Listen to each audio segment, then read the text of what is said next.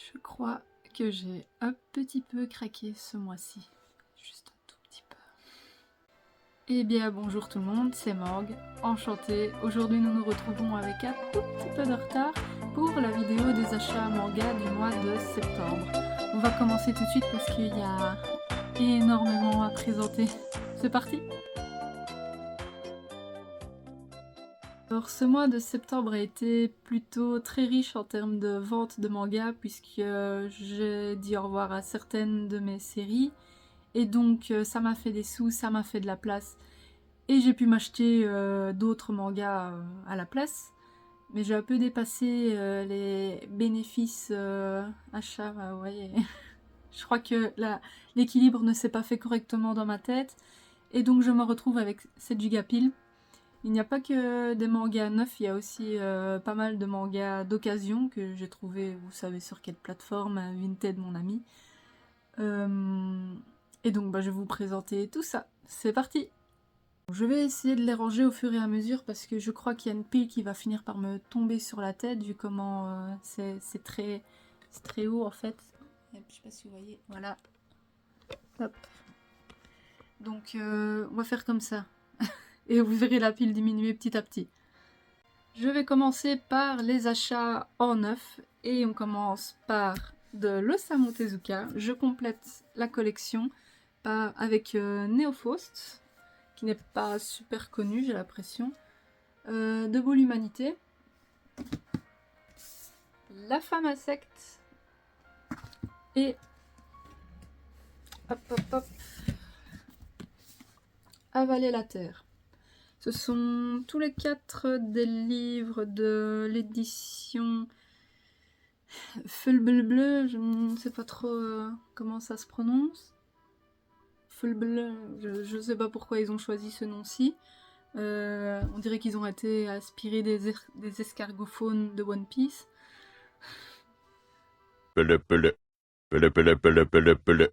Continue les Osamu Tezuka avec Ikimandara, qui n'est pas bien connu aussi. Je vous conseille, si vous êtes intéressé par l'auteur, de quand même vous dépêcher de les prendre, parce que j'ai l'impression que ces éditions-ci ne vont plus faire long feu.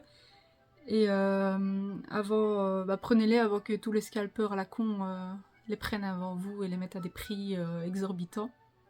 Ensuite, j'ai pris les leçons particulières d'Osamu Tezuka.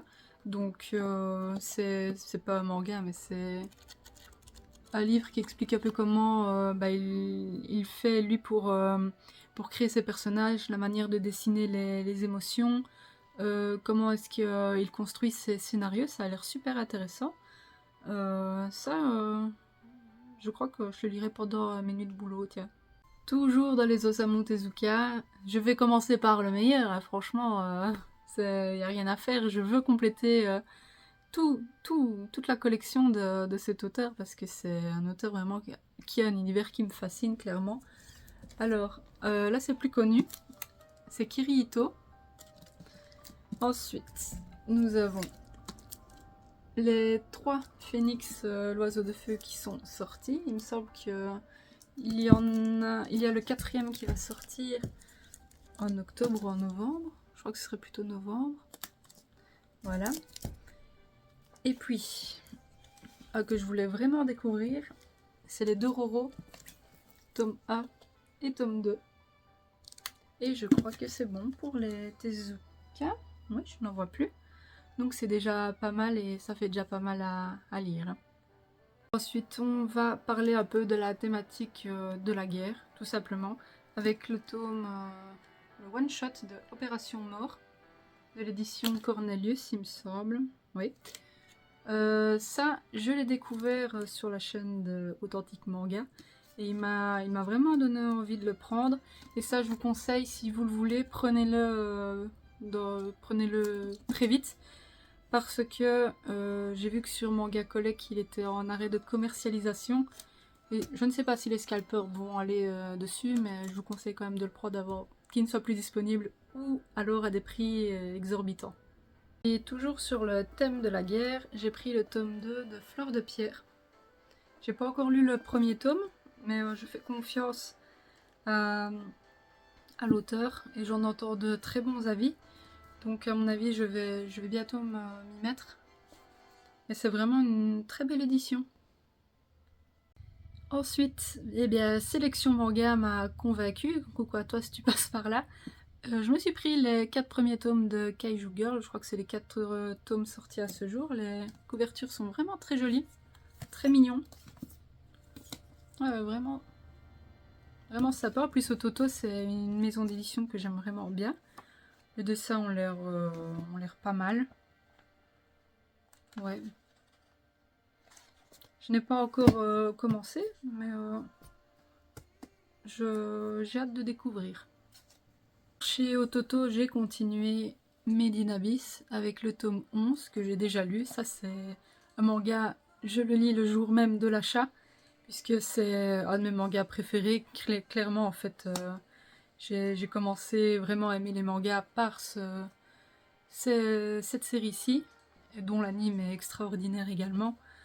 Cette fois-ci, ça va. L'auteur n'a pas mis des trucs bizarres sous les jaquettes. On reconnaît quand même un peu son style dans les chapitres, enfin dans une ou deux illustrations entre chapitres. Et ça va, c'est encore gentil ce qu'il a fait, c'est moins grave que d'habitude. Donc c'est chouette. Le tome est vachement plus petit que les autres, mais c'est vraiment un tome de passage à un nouvel arc, on va dire. Donc on introduit des nouveaux personnages et je me réjouis d'avoir le tome 12, mais à mon avis on peut encore attendre. Ça sort lentement, mais ça vaut la peine, je trouve. Alors, dans les suites, je me suis pris Kuro tome 2. Je lirai le tome 2 et 3 lorsque j'aurai le tome 3 également. J'ai également pris Il y a du sang tome 13. Ça, c'est une série que j'ai toujours pas commencé, mais j'attends. Bon, je sais pas, à mon avis, ça va faire quand même pas mal de tomes. Mais j'attendais qu'elle soit terminée pour me lancer, comme c'est une lecture, c'est un auteur qui fait des mangas très rapides à lire. J'ai continué également Coffee Moon avec son tome 5, les dessins sont toujours aussi jolis. J'ai toujours pas commencé la série, il faudra que je me lance pour voir si je continue à acheter ou pas. Mais j'aime vraiment beaucoup les couvertures et les dessins à l'intérieur. Ouais. On continue bien entendu avec Hirayasumi dans son tome 3 qui est toujours bien emballé. J'avais lu le premier tome, il faut encore que je lise le deuxième et donc le troisième, mais je ne doute pas que je vais passer un bon moment. Je lirai si j'ai envie d'avoir une petite bouffée d'air frais, je crois. Je les ai enfin pris, les tomes de Evangelion, j'en ai entendu beaucoup de bien. Je crois que je n'ai jamais vu les films, enfin je vois à quoi ça ressemble, mais je crois que je les ai jamais vus. Les tomes sont magnifiques, franchement, on s'en rend pas compte en vidéo, mais la matière est très satisfaisante et c'est vraiment une super belle édition. Et non, franchement, c'est magnifique et je les lirai quand j'aurai reçu le tome 7. Et puis, une série qui m'a beaucoup attirée. À chaque fois que j'en entends parler, qu'on présente les pages et tout ça, et ben ça m'attirait vraiment beaucoup, c'est Vile. Donc qui parle d'une relation entre, il me semble, un policier et une femme aveugle. La particularité de ce manga, c'est que c'est en couleur. Donc hâte de découvrir, ça a l'air vraiment chouette. L'édition est vraiment chouette aussi. Ça c'était le dernier tome sorti. À voir, je suis contente de les avoir en tout cas. Et puis, autre ambiance, avec les tomes A et 2 de Horizon. Donc ça aussi j'en ai entendu beaucoup de bien et je vais attendre d'avoir le troisième tome pour lire les 3 tomes d'un coup. Ça a l'air d'être fort dans atmosphérique, enfin au niveau de l'ambiance quoi. Et je viens de voir que j'ai une petite carte en fait avec le tome. Bon ça je m'en fous un peu mais c'est sympa quand même. Et maintenant, ce que vous voyez derrière moi, ce sont les achats de seconde main. Et là j'ai craqué aussi, clairement c'est l'abus. Mais ils seront lus, c'est juste le problème du rangement. Donc je me suis pris les 4 premiers tomes de A Journey Beyond Heaven. J'avais regardé l'animé sur Disney Plus et il est vachement bien, donc c'est pour ça que je me suis pris le manga. Bon, les dessins c'est autre chose que l'animé, mais on m'a dit que c'était très bien, donc je vais découvrir ça en manga et je vais certainement prendre la suite de ce qui est sorti. Alors après j'en ai pris que 2 parce que c'est une grosse série, mais j'ai enfin trouvé les Rainbow sur Vinted à un bon prix. Je suis vraiment contente de les avoir. Les dessins ont l'air fous. Franchement, ça a l'air d'être une série magnifique. C'est juste l'édition qui est... Bon, je vais pas prendre des passettes, elle est moche. C'est clairement... c'est des blocs, je sais pas, ça aurait pu être mieux mis en valeur, je trouve. Mais bon, l'important c'est le contenu, on va dire. Bon, par contre, voilà, les risques de l'achat en seconde main, c'est que... Et ça, c'est la première fois que ça m'arrive, c'est que les mangas ont des odeurs, parfois. Et là, clairement, mon manga, il sent... Enfin, toute la série, elle sent le feu de bois. Donc, ça dégage vraiment... Pas une odeur de cigarette, mais comme si ça avait été mis près d'un feu de bois. Je sais même pas dire si ça me dérange ou pas. J'espère juste que l'odeur va un peu s'atténuer parce que ça sent quand même vachement fort. Ça, c'est vraiment un achat d'opportunité puisque je les ai trouvés vraiment pas chers. C'est les 3 premiers tomes de Boss ou Crève. De base, c'était pas un manga dont la priorité d'achat était très haute. Mais je les ai trouvés... voilà, c'était une opportunité, donc je les ai pris et... Je vais lire les 3 premiers pour voir si je me prends la suite. On verra. Un autre achat d'opportunité, ce sont les Saturn Return. C'était quand même sur ma liste, parce que c'était une série qui m'attirait un peu, mais c'était pas du tout dans mes priorités d'achat. Donc j'ai trouvé les 5 premiers tomes, pas trop chers non plus, donc je les ai pris, en plus ils sont en super état. Il y a bientôt un tome qui va sortir, je crois que ce mois-ci ou le mois prochain. Je vais d'abord lire cela avant de continuer la série. Et même le sujet, je crois que c'était quoi encore qui m'avait... Ça a l'air un peu d'être un thriller, puisque ça parle d'un décès et qu'elle va voir un peu comment... Enfin, pourquoi, du comment. Enfin, je sais pas, j'espère que je raconte pas n'importe quoi, c'est juste ici en lisant le résumé. À voir.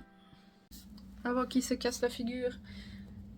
J'ai trouvé les It's My Life. Ça, c'est un manga que j'avais vu, que j'avais découvert, je sais plus où, mais les couvertures étaient vraiment très jolies.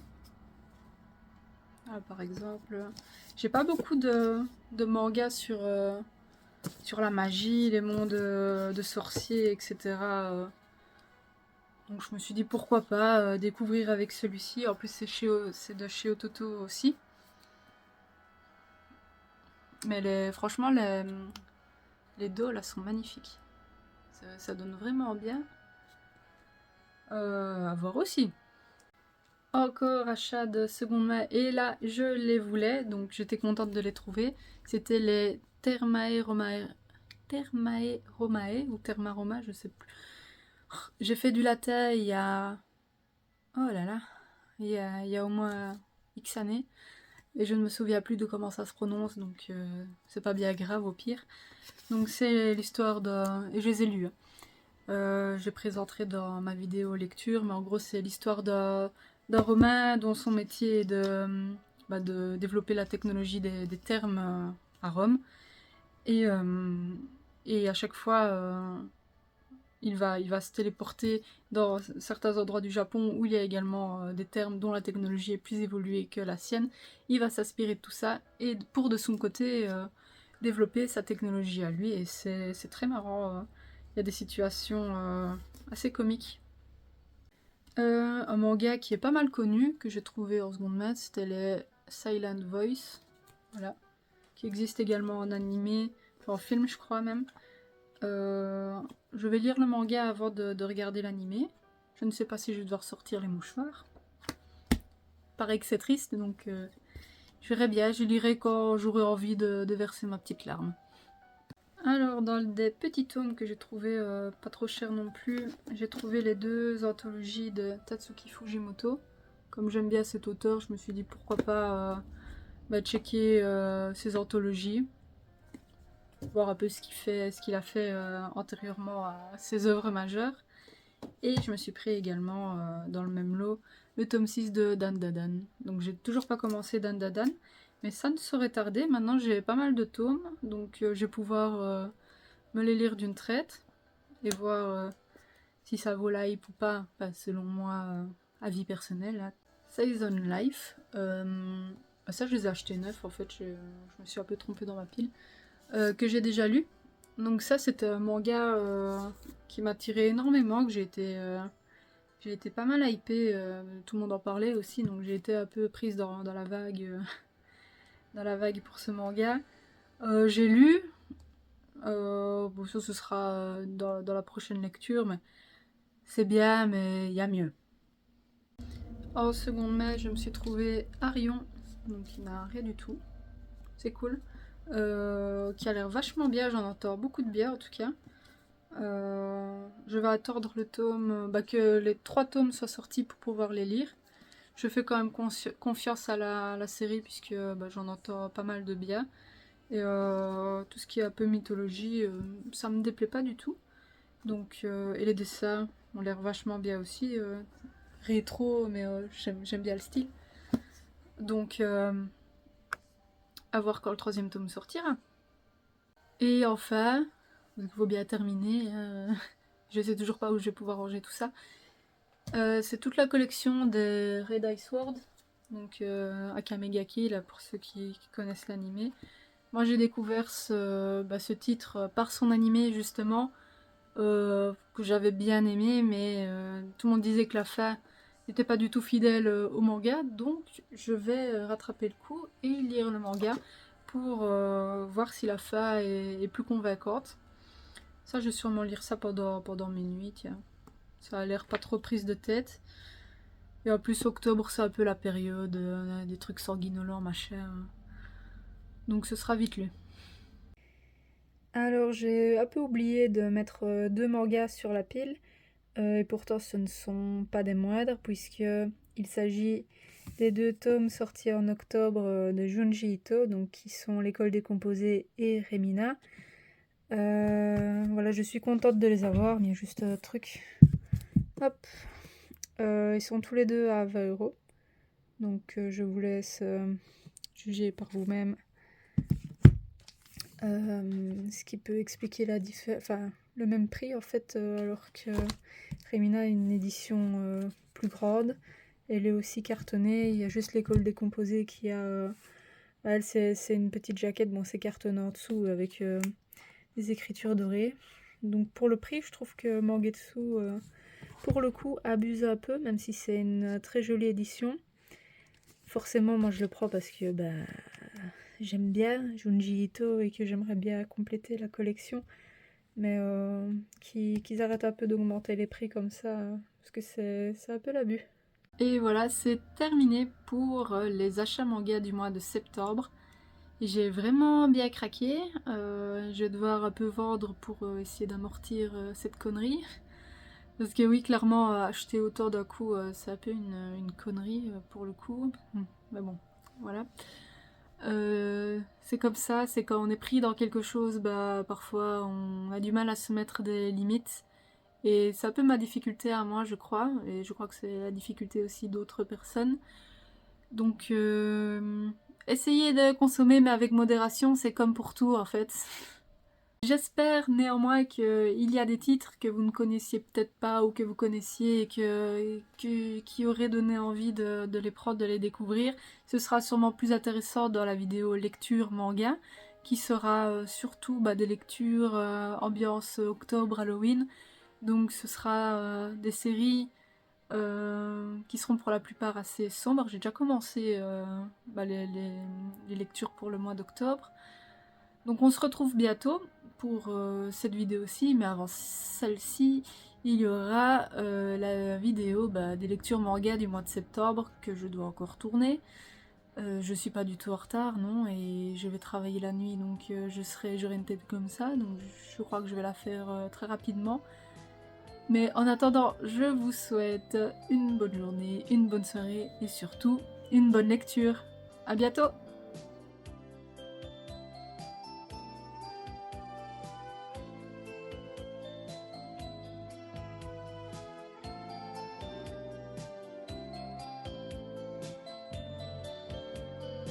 Pele, pele, pele, pele, pele.